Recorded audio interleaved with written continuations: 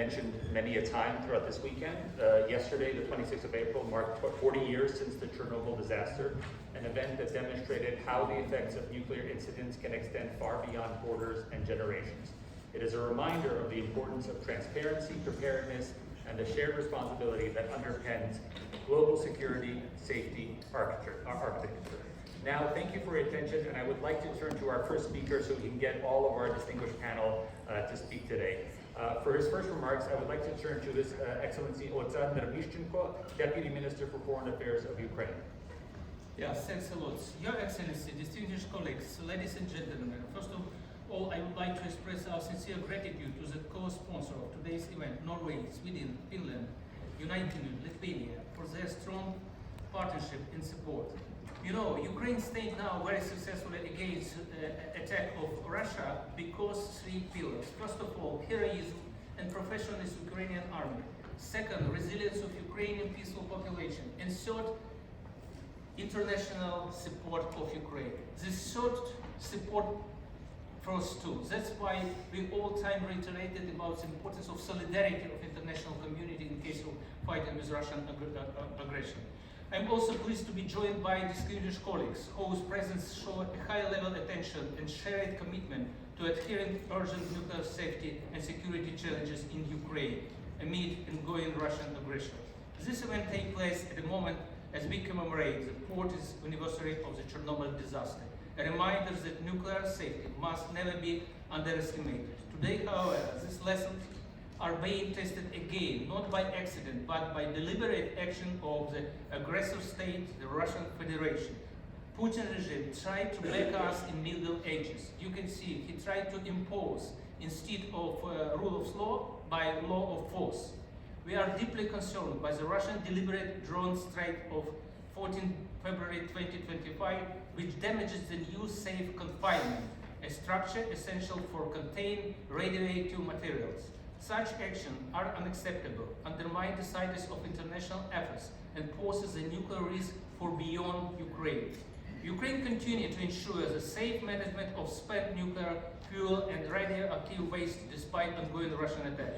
We are grateful to all partners who contribute to the International Donor Conference on Chernobyl Recovery and Nuclear Safety on April 26, 2026.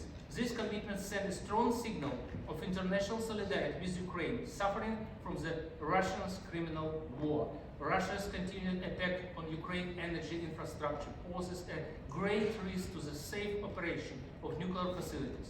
Reliable off-site power is a cornerstone of nuclear safety. Yet Ukrainian nuclear power plants have repeatedly faced disruption because of the Russian deliberate strike. Together with my colleagues, we recently visited Chernobyl and saw all of this disaster. You know, now for repair of this, we need $500 million for this operation. That's why Russia tried to undermine our unity, creation tension, creation additional strike to Ukrainian nuclear sites. They tried to spread fear and panic through Ukrainian population, of course, and through our international partners. So to push, accept demanding of Russia for capitulation of Ukraine. I should like to assure you that Ukraine never will agree, because we know about our army, we believe our people, and we believe our solidarity. This is the main point of our gathering today. Once again, to thank you for your contribution and to ask you for further strong measures against Russian disinformation and campaign spreading of fear through our partners. Thanks a lot for your activity. Be together and we will definitely. Thanks a lot. Thank you very much, Mr. Minister, and thank you all for joining this side event. This has been co-organized and sponsored by the permanent missions of Ukraine, Finland, Lithuania, Norway, Sweden, and the United Kingdom. This is happening on the margins of the review conference of the parties to the Treaty of Non-Proliferation of Nuclear Weapons. And I'm sure you, as I, are all interested in hearing not just the panelists, but some of the video readings that we have here today as well. Today, our first panelist will be His Excellency Eivind Vagh Pedersen, the State Secretary for Minister of Foreign Affairs of Norway. Thank you, Jørgen. Excellencies, colleagues, ladies and gentlemen, it's an honor to be able to welcome you also to this side event together with our co-organizers. And I'd like to thank our co-organizers and all participants for joining this important discussion. We do meet, of course, at the moment of particular significance. This review conference on the NPT takes place exactly 40 years after the Chernobyl disaster, a tragedy that fundamentally reshaped global understanding of global nuclear risk, responsibility, international solidarity. Its consequences reached far beyond national borders, and it showed that nuclear safety is a shared global concern. 4 decades later, the lessons of Chernobyl remains painfully relevant. Russia's ongoing war of aggression against Ukraine has created unprecedented risks to nuclear safety and security through direct military operations at and around nuclear facilities. These risks are real, they're immediate, and they are entirely man-made. The Russian military occupation of the Chernobyl exclusion zone in early 2022 and the drone strike last year that damaged the new safe confinement represent serious setbacks to long-term work on decommissioning and remediation. I visited the site during last year and saw firsthand both the scale of the challenge and the dedication of those working to manage its consequences. Chernobyl presents unique challenges on a global scale, and continued international support remains essential. The war has also created grave risks elsewhere. The illegal occupation of the Zaporizhzhia nuclear power plant, combined with repeated attacks on Ukraine's energy infrastructure, has severely undermined the fundamental principles of nuclear safety and security. These risks do not stop at Ukraine's borders. A nuclear accident caused by military aggression would have severe humanitarian, environmental, and economic consequences far beyond the region. Nuclear safety in Ukraine is therefore not only a national concern, it is a shared international responsibility. Norway has been a steadfast contributor to nuclear safety and security in Ukraine, including through the support to the IAEA's presence and safety assistance at Ukrainian nuclear facilities. This year, in 2026, we have set aside $52 million to enhance nuclear safety in Ukraine. That is a significant increase from 2025, and these efforts reflect Norway's long-standing commitment to preventing nuclear accidents and protecting civilians and the environment in times of armed conflict. On the Norwegian side, we strongly condemn attacks on civilian infrastructure, including facilities critical to the safe operation of nuclear power plants. Nuclear facilities must never be used as instruments of war. The continued presence of Russian forces at the Zaporizhzhia nuclear power plant is unacceptable. The plant must be returned to Ukraine's full sovereign control to restore safety and enable the IAEA to carry out its mandate effectively and without obstruction. And finally, we must reflect on the broader lessons of Chernobyl. Transparency, international cooperation, and trust in multilateral institutions are indispensable. And today's discussion offers an opportunity to strengthen global protections for nuclear facilities. Thank you very much. Thank you very much for that. It's now my pleasure to introduce the Right Honourable Stephen Dowdy, the Minister of State for Europe, North America and Overseas Territories in the Foreign Commonwealth and Development Office of the United Kingdom of Great Britain and Northern Ireland. Stephen. Well, thank you, Chair, and Jackie Alexander as well. It's a real pleasure to be with you, and it was a pleasure to be and an honour to be in Ukraine again just 3 weeks ago. And I very much associate myself with your remarks about the continued resilience of the people of Ukraine, but also the need for us all to stand with you. And I was in Lviv and Kiev, and again saw truly remarkable things of your resilience and strength in the face of the ongoing and barbarous Russian aggression, particularly against the young people of Ukraine, but particularly what I heard about the attacks on the energy system over this winter, the impacts that had on people's lives, but also the reckless nature of those, I think should affect us all in our resolution to stand with you all. But today we are bringing together, of course, two hard realities: the painful human legacy of Chernobyl, but also the grave nuclear safety risks posed today by Russia's illegal war against Ukraine. And we're remembering 40 years on not only those who've lost their lives in the disaster, but the communities that were affected, also the liquidators and others who were affected for decades after, but also the wider human and environmental toll well beyond your borders. And we felt that very strongly in my part of the United Kingdom, in Wales.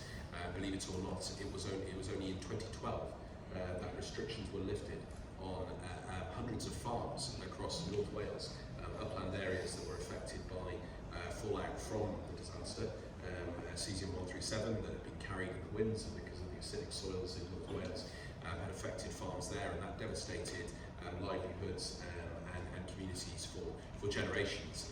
And it is why that disaster and its consequences so resonate in my part of the United Kingdom, and indeed in other parts in Cumbria, in England and beyond.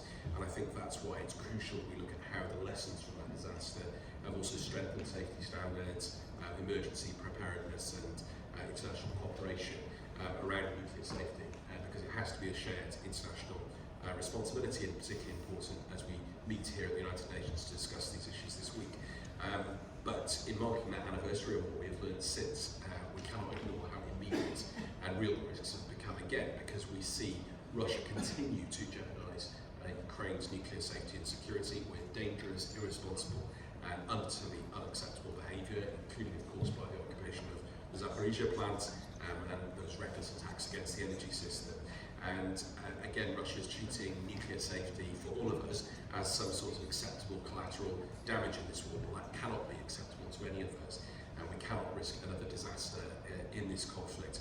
And of course, Chernobyl itself has been pulled back into harm's way, whether through power cuts, security threats, and of course the physical damage on site, the drone attack. We saw the damage that was caused last year to the containment, and that is why we've all got to unite again for strong institutions and transparency and international engagement to ensure the safety not only of that site but of the wider nuclear system across Ukraine and indeed across Europe. We are proud to have committed over £20 million since 2022 to strengthening nuclear security in Ukraine, helping to protect those sensitive sites and reduce risks on the ground, and particularly efforts at Chornobyle itself. We contributed more than €8 million in the past 6 years on that site, and that is crucial. It's practical, it's on the ground, it's tangible difference, which we encourage all partners to engage in support of Ukraine. So today, as we commemorate this very, very terrible episode and the impact it had, and for decades later, it can't just be a moment of remembrance, it has to be a moment for new action and new vigilance. We've got a responsibility at this conference to reinforce the global rules, including around civilian nuclear power and energy safety, and we will stand firmly with Ukraine, as we do on so many other issues, in ensuring that we do that in the years and months to come. Thank you very much, Stephen, for those remarks. Following, we will have Her Excellency Audra Plepitte, the Vice Minister for Foreign Affairs of Lithuania. Right, Chair, and thank you for that, and dear colleagues, ladies and gentlemen. It's my pleasure to welcome you along with other co-organizers this very important discussion. Yesterday, the world commemorated the 40th tragic anniversary of the Chernobyl nuclear power plant disaster. The disaster that is still remembered very well in Lithuania, which affected us also directly. And this solemn moment as well should be a reminder for all the international community of the catastrophic consequences that failures in nuclear safety can bring. Regretfully, nuclear safety worldwide is once again being challenged, and this time by Russia's deliberate actions. Russia's war of aggression against Ukraine has created unprecedented risk, heinous attacks on Ukraine's energy infrastructure, which is critical for maintaining nuclear safety, as well as power disruption in the Zaporizhia and Chernobyl nuclear power plants are clear evidence of the dangers we are facing. Nuclear safety must never be instrumentalized or used for coercion. We are particularly concerned about the damage of the new safe confinement in the Chornobyl's nuclear power plant. Following a drone attack in February last year, the structure suffered significant damages. Initial estimates suggest that around €500 million will be needed only for its restoration. We strongly support continued presence of the International Atomic Energy Agency in Ukraine. We commend the courage and professionalism of Ukrainian personnel who continue their work under extremely difficult and dangerous conditions. Nuclear safety in Ukraine has rightly remained high on the agenda of a broad of governance, including through the resolution adopted in March this year. As a member of the board, Lithuania stands ready to continue contributing actively to this work. At the same time, nuclear safety concerns are not limited to Ukraine alone. The Belarusian nuclear power plant, located just 40 kilometers from Vilnius, remains a source of serious concerns due to its lack of transparency and sufficient safety assurances. Plans to extend this facility further only deepen these concerns. Against this background, our message is clear. The actions of Russia and Rosatom pose a threat to global nuclear safety, and Russia must be held fully accountable. Dear colleagues, today's discussion is both timely and necessary. It is essential that we use this platform to share insights, reflect on lessons learned, and identify concrete steps to strengthen nuclear safety and security in time of conflict. So we invite all like-minded partners to continue working together to prevent the escalation of risks and to ensure that a tragedy like Chernobyl is never repeated. Thank you, and I wish you good discussion. Thank you very much. I would like to now introduce His Excellency Jukka Salovaara, Permanent State Secretary, Ministry of Foreign Affairs of Finland. Thank you so much, dear colleagues, all protocol observed. It is important that we are here today to remember one of the darkest moments in the history of nuclear energy, the catastrophic Chornobyl's accident on April 26 in 1986. Its consequences were felt across Europe, including Finland, where the fallout reached our territory within days. And many lessons were learned. We strengthened emergency preparedness, monitoring systems, and the nuclear safety culture as a whole as well, and deepen international cooperation. And these principles remain at the core of our approach to nuclear safety today. 40 years later, Russia's ongoing war of aggression has created unprecedented risks for Ukrainian nuclear facilities, including the Chernobyl site. Military activities in and around nuclear sites have undermined the foundations of nuclear safety, and the security of Chernobyl and all other nuclear facilities in Ukraine is not only a Ukrainian concern, it has implications for Europe and globally as well. Finland stands firmly with Ukraine. We condemn Russia's aggression in the strongest terms. Finland has worked actively in the IAEA and elsewhere to promote nuclear safety and security in Ukraine and to hold Russia accountable for its reckless actions in and against nuclear sites. As we reflect the legacy of the Chernobyl accident, we must remember that maintaining nuclear safety requires active commitment and work every day.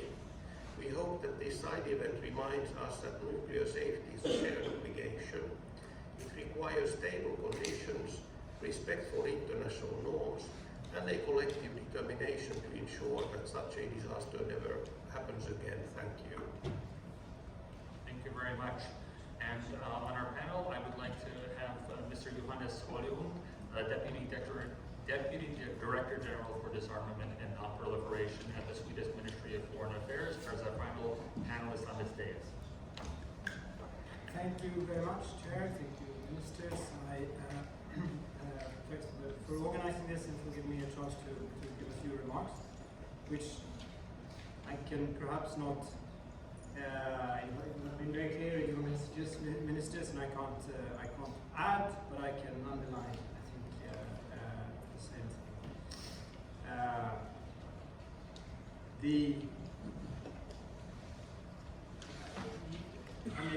For the first time, as a method of warfare, nuclear power plants operation has been ceased illegally.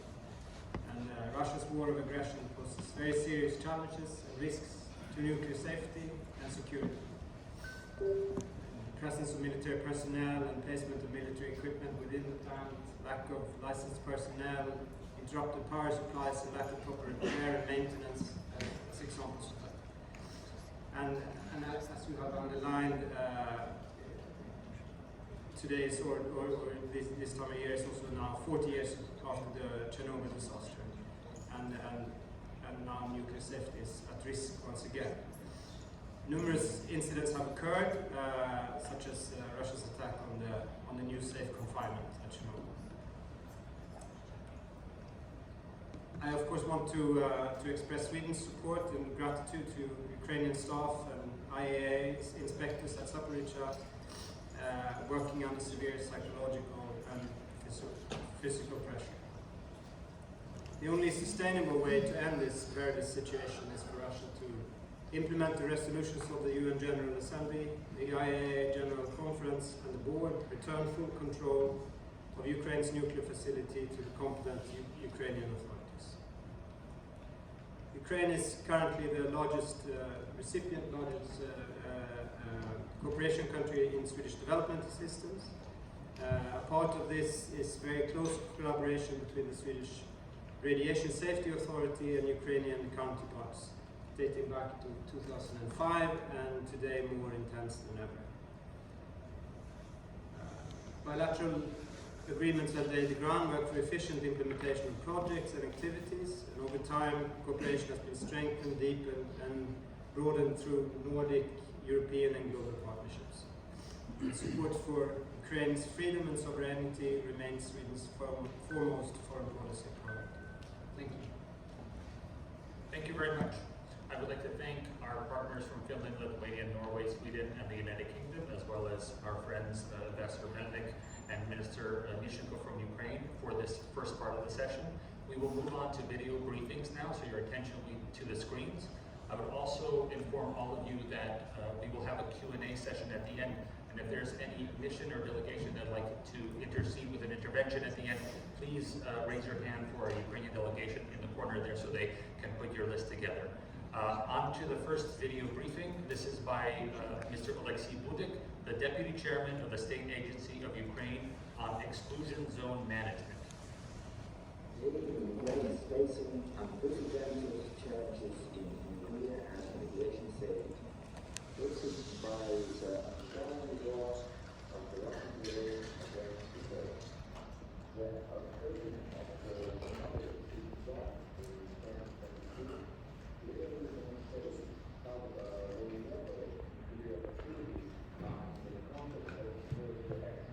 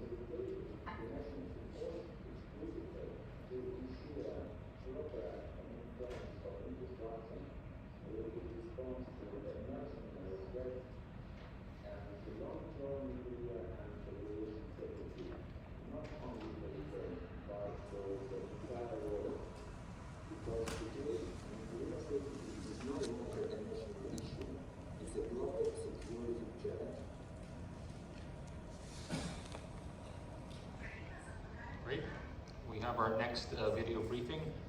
It will be a collection of video materials focusing on what is happening within Chernobyl.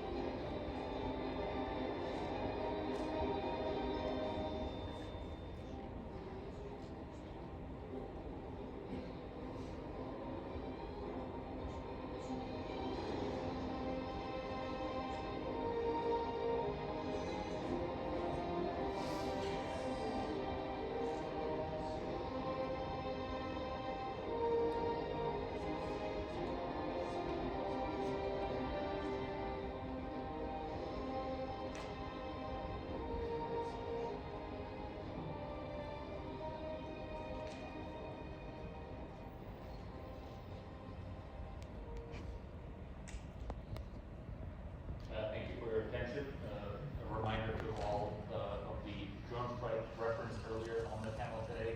And those were workers on top of the U-safe confinement trying to seal that hole that was made by that unmanned drone. And now we have our final video briefing of the day by Mikhailo Zhurovsky. He's the chairman of the Ukrainian Peace Council.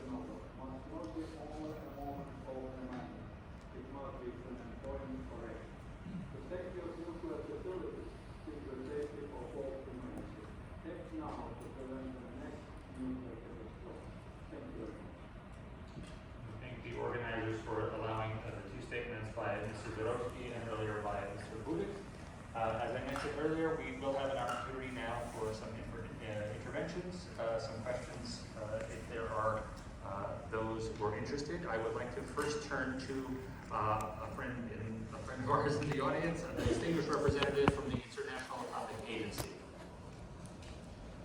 Thank you. Thank you, Mr. Moderator. Allow me to briefly build on the briefings we have just heard, particularly in the context of the 40th anniversary of the Chernobyl disaster and the current nuclear safety and security situation in Ukraine. In fact, the IAEA Director General, Mr. Rafael Mario Grossi, has just landed in New York from Ukraine, where he was yesterday to mark the 40th anniversary of the accident. 40 years ago, the Chernobyl accident fundamentally changed the global understanding of nuclear risk. It demonstrated that the consequences of a nuclear accident extend far beyond national borders, and that sustained international cooperation, transparency, and technical engagement are essential. The IAEA led the international response that followed, beginning almost immediately after the accident, which laid the foundations of the global nuclear safety framework that exists today. Today, Ukraine is facing a new category of nuclear risk. Nuclear facilities are operating under conditions of sustained armed conflict, conditions for which they were never designed, licensed, or regulated. As a result, nuclear safety and security remain extremely fragile and under continuous pressure. Chernobyl itself illustrates how past and present risks now intersect. The site that became a symbol of long-term recovery and international cooperation has experienced renewed vulnerabilities, including repeated power disconnections and direct security threats to the new safe confinement. In response, the IAEA carried out a dedicated comprehensive assessment to the new safe confinement, evaluating its safety performance following a drone attack, and identifying actions needed to restore and preserve its essential safety functions. The IAEA's engagement in Ukraine is continuous, operational, and substantial. The agency continues to closely follow developments in Ukraine on a daily basis, with particular attention to their implications for nuclear safety and security alongside its ongoing verification activities. Through regular updates and reporting, the IAEA provides objective and impartial information to its member states, the public, and the wider international community. In parallel, the IAEA has established and is implementing a comprehensive assistance program in response to requests from President Zelensky and the Ukrainian authorities aimed at supporting the continued safe and secure operation of nuclear facilities. This includes a sustained presence of agency staff at all 5 nuclear power plant sites in Ukraine, and I thank the words addressed to their bravery. Director General Grossi has made frequent visits to Ukraine to lead IAEA missions, assessing the situation and to conduct high-level talks. In response to the nuclear safety and security challenge posed by the ongoing armed conflict, the IAEA has gone well beyond monitoring. The agency has actively brokered multiple localized ceasefires to enable emergency repairs to damaged high-voltage power lines supplying the ZNPP, interventions that directly reduce the immediate risk of prolonged loss of off-site power. These IAEA activities in Ukraine are not symbolic. They are practical, day-to-day risk reduction measures aimed at preserving safety and security of Ukraine's nuclear power plants and reducing the likelihood of a nuclear accident under exceptionally challenging conditions of an armed conflict.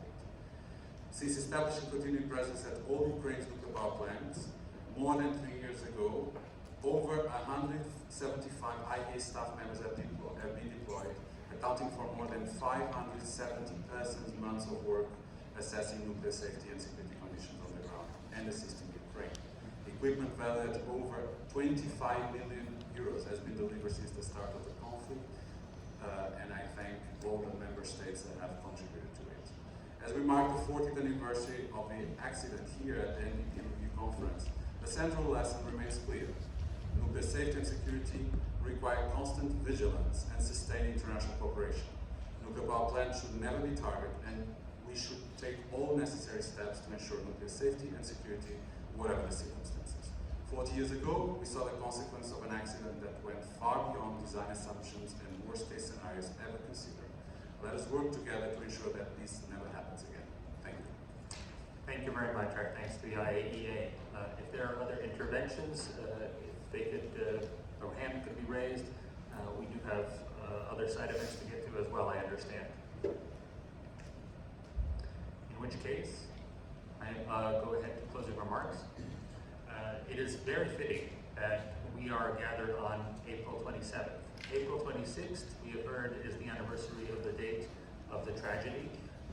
April 28th, however, is the day that we finally received word and actions only began to be taken then. There was a 36-hour period where nobody knew what was happening. On April 28th, we received an infamous 5-sentence statement from the Soviet Union, which read, an accident has occurred at the Chernobyl nuclear power station. One of the atomic reactors has been damaged. Measures are being taken to eliminate the consequences of the accident. Aid is being given to the victims. a government commission has been set up for the largest nuclear catastrophe that the world had known at that time. In the meantime, the people of Ukraine and other neighbors were completely left in the dark due to the silence and failure to take the proper precautions to secure the safety of their citizens.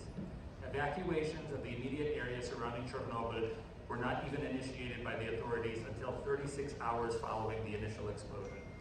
Moreover, 5 days after the catastrophe, in Ukraine's capital, Kyiv, a mere 60 miles south of Chornobyl, thousands of unsuspecting citizens were paraded in the streets in celebration of May Day, oblivious to the invisible danger that had already infiltrated this city. Why do I mention these events? Because as we mark this 40th anniversary, our response should be one of action, not another brief 5-sentence statement of regret. And here I am mentioning, as many have, the current conflict that is happening, the war against Ukraine, and the fact that the largest nuclear power plant in Europe is one of the central meeting points of those armed forces.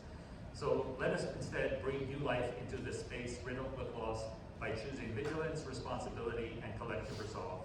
I would like to once again thank the Permanent Mission of Ukraine, the government of Ukraine, as well as the governments and representatives of the countries of Finland, Sweden, Lithuania, Norway, for all gathering with us today, as well as the United Kingdom, and for you for taking time to mark this tragedy and the resilience that is taken to get us 40 years into the future. Thank you very much for attending.